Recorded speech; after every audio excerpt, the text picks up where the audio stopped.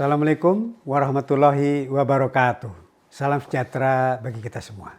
Pemirsa, jumpa lagi pada Dadang Suwanda Channel. Kali ini kita akan membahas Jakarta Baru pasca ibu kota negara, potensi pengembangan kota Jakarta megapolitan. Kalau kita ketahui saat ini Jakarta itu posisinya adalah berada di wilayah bagian barat Pulau Jawa. Ya, berpotensi luas wilayahnya adalah 661,52 km persegi.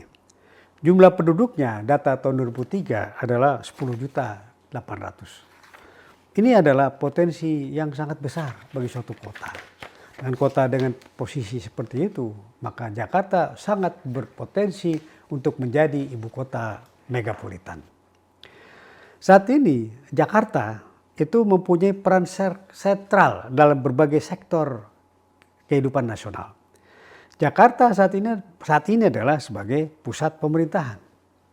Jakarta juga sebagai pusat perekonomian.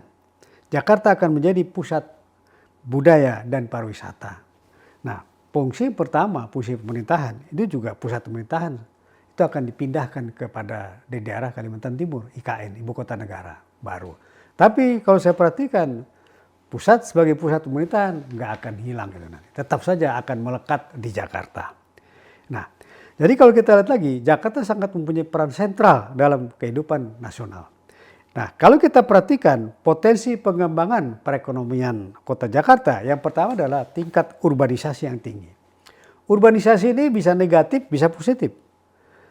Jakarta merupakan tingkat urbanisasi yang tertinggi di Indonesia, yaitu mencapai 97,19% data tahun 2023. Hal ini menunjukkan kalau kita bisa mengelola urban itu berubah menjadi potensi pendapatan, potensi positif. Nah, kalau kita bisa mengelola itu, maka nanti akan ada ledakan penduduk. Nah, itu akan bisa berubah menjadi positif. Jadi yang pertama, tingkat urbanisasi yang tinggi di Indonesia, yaitu 97,19% data tahun 2023. Kemudian bahwa kalau kita perhatikan tingkat adanya urban di Jakarta, faktanya adalah sangat positif. Artinya memberikan pertumbuhan ekonomi bagi kota Jakarta itu sendiri. Nah, kalau kita perhatikan lagi, urban ini akan menjadi positif tergantung kita. Yang tertinggi di Indonesia, urban itu adalah kota Jakarta dengan jumlah penduduk 10,8 juta jiwa. Bayangkan itu sangat besar potensinya. Kemudian yang tertinggi yang kedua adalah Bekasi, dia 3,4 juta, kota Bekasi. Kemudian kota Surabaya. Berikut itu ke 2,9, lalu Bandung 2,6 juta, kemudian Tangerang 2,3 dan Medan 2,3 juta. Nah, dengan pertumbuhan yang besar tadi, maka pertumbuhan jumlah penduduk Jakarta, DKI Jakarta, daerah khusus Jakarta, maka itu akan meningkat terus setiap tahun. Jadi kalau kita perhatikan data, tahun 2020 pertumbuhannya adalah 0,54%. Kemudian tahun 2001 berubah jadi 0,8, lalu 0,87, dan kemudian 0,82. Terus meningkat pertumbuhan tadi. Jadi pertumbuhan urban di Jakarta itu disebabkan oleh tingginya tingkat urbanisasi itu sendiri. Yang kedua adalah tingginya angka kelahiran. Dan di Jakarta faktanya angka kematian menurun. Nah, ini menjadi berdampak positif terhadap perkembangan penduduk di Indonesia. Penduduk merupakan potensi sumber daya manusia, sumber daya bagi kota Jakarta itu sendiri. Yang kedua adalah investasi dalam berbagai sektor industri dan jasa. Jadi kalau kita perhatikan, ini juga di Jakarta ini sudah sangat menangkap peluang itu. Tapi mungkin masih bisa lebih ditingkatkan lagi. Jadi kalau kita perhatikan, perdagangan, sektor-sektornya ini investasi dalam berbagai sektor industri dan jasa itu yang pertama adalah sektor perdagangan. Kemudian perhotelan, lalu restoran. Ini merupakan sektor yang paling banyak menyerap investasi di Jakarta. Sektor tadi, perdagangan, hotel, dan restoran. Yang kedua adalah sektor jasa keuangan dan asuransi. Ini juga merupakan sektor pertumbuhan yang penting bagi Jakarta. Baru yang ketiga adalah industri pengolahan, transportasi, pergudangan, real estate, jasa lainnya. Seperti akomodasi, minum, ini semua menciptakan lapangan kerja dan meningkatkan produktivitas ekonomi bagi kota Jakarta. Ini potensi berikutnya adalah. Nah, kalau kita perhatikan sektor-sektor yang banyak menyumbang pertumbuhan ekonomi di Jakarta, itu yang pertama adalah sektor perdagangan hotel dan restoran. Kemudian yang kedua jasa keuangan dan asuransi. Yang ketiga adalah industri pengolahan. Yang keempat transportasi dan pergudangan. Yang kelima ada jasa real estate. Yang keenam jasa-jasa lainnya. Ini adalah industri-industri yang sektor-sektor yang banyak menyumbang bagi perekonomian di Jakarta. Nah, kalau kita perhatikan lagi yang ketiga, potensi pengembangan perekonomian kota Jakarta itu pertumbuhan ekonominya yang sangat signifikan. Dia sangat signifikan, pertumbuhannya besar sekali. Pertumbuhan ekonomi Jakarta pada triwulan 2 2023 itu meningkat sebesar 0,18% dibandingkan triwulan sebelumnya. Jadi terus terjadi peningkatan pertumbuhan. Hal ini berarti potensi besar untuk pusat perekonomian di Indonesia, Jakarta menangkap peluang tersebut. Itu dari terus terjadi peningkatan pertumbuhan. Nah, kemudian pertumbuhan besar juga mendampak juga kepada pengeluaran konsumsi. Ini mutar terus nih, konsumsinya pun meningkat.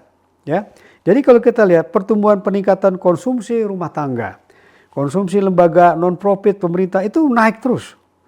Nah, itu akan berdampak positif kepada pertumbuhan ekonomi di Indonesia. Itu akan berdampak positif tadi. Nah, kemudian berikutnya lagi, peningkatan aktivitas di sektor transportasi, pergudangan, jasa lainnya, penyediaan akomodasi dan minum. Ini terus meningkat. Pertumbuhannya tingkat terus. Jadi transportasi dan pergudangan itu 12%, lalu kemudian jasa lainnya 10%, lalu penyediaan akomodasi itu 9,24%. Nah, kalau kita perhatikan pertumbuhan Jakarta yang pesat itu akan berdampak terhadap pertumbuhan pada ekonomi nasional. Ini akan berdampak tinggi terus peran investasinya sebagai pusat bisnis. Nah, lalu kemudian PRD sebagai Jakarta itu dalam rangka 17 PDRB nasional itu meningkat terus 2021 sampai 2023 itu meningkat. Kecuali tahun 2020 memang pada saat itu Covid. Nah, itu akan menurun. Nah, jadi begitu kita manfaat pengembangan Jakarta sebagai kota megapolitan itu sudah harus ke sana arahnya. Nah, Jakarta harus menangkap peluang tersebut. Pemda DKI, Dewan DKI, lalu pemerintah pusat harus menangkap, mengembangkan bagaimana sehingga Jakarta akan terus bertumbuh terus. Jadi sebagai megapolitan, Jakarta itu bisa meningkatkan pertumbuhan ekonomi. Nah, kemudian menciptakan lapangan kerja, lalu meningkatkan daya saing, lalu terakhir bagaimana meningkatkan kualitas hidup masyarakat. Tujuan penyelenggaraan pemerintah daerah itu cuma 3 sesuai Undang-Undang 32 tahun 2004. Yang pertama bagaimana meningkatkan pelayanan kepada masyarakat, pemberdayaan pada masyarakat, peningkatan daya saing ekonomi masyarakat. Nah, dengan adanya bagaimana pengembangan potensi Jakarta sebagai megapolitan. Yang pertama, Jakarta harus menangkap baru bekerja sama dengan pemerintah pusat maupun daerah. Jakarta harus bekerja sama dengan daerah-daerah penyangga. Daerah penyangga itu mulai dari Tangerang, Kota Tangerang, Depok, lalu Bogor, Kota Bogor, Kabupaten Bogor, Bekasi, Kota Bekasi. Itu harus bekerja sama. Itu menangkap peluang tadi. Tidak bisa bersendiri-sendiri. Nah, kemudian yang kedua, Jakarta harus mulai meningkatkan diversifikasi sektor-sektor ekonomi. Diversifikasi pengembangannya harus. Jadi harus ada pengembangan lain. Nah, kemudian yang menjadi unggulan juga adalah bagaimana pengembangan sektor budaya dan pariwisata. Bahwa Jakarta didiami dominan oleh masyarakat Betawi itu juga harus merupakan pengembangan. Nah, pengembangan tadi, potensi pengembangan bidang kerjasama itu bisa melalui pembangunan infrastruktur, bentuknya begitu. Kemudian pengelolaan keuangan daerah, kemudian penyelenggaraan pendidikan dan kesehatan, pemberdayaan masyarakatan, dan bagaimana peningkatan pelestarian lingkungan. Yang kedua, bentuknya dalam rangka potensi diversifikasi sektor ekonomi Jakarta, maka yang bisa dikembangkan adalah sektor pariwisata. Yang kedua, sektor industri kreatif. Yang ketiga, sektor pertanian dan perikanan. Baru yang terakhir nanti adalah sektor jasa keuangan. Nah, kemudian untuk jasa upaya pengembangan sektor budaya, itu bagaimana pengembangan infrastruktur pariwisata, pengembangan promosi pariwisata, dan peningkatan kualitas sumber daya manusia. Jadi kalau kita perhatikan pemirsa, kategori wisata urban itu bisa pada tingkat rekreasi, kemudian misalkan taman rekreasi Ampol, kemudian sejarah, belanja, mais, olahraga, alam air, religi, dan alam terbuka. Ini adalah termasuk potensi nanti. Nah, Jakarta kalau kita perhatikan maka tingkat kunjungan wisatawan itu terus meningkat. Dari tahun 2020 sebanyak 4.792.342, tahun 2021 naik menjadi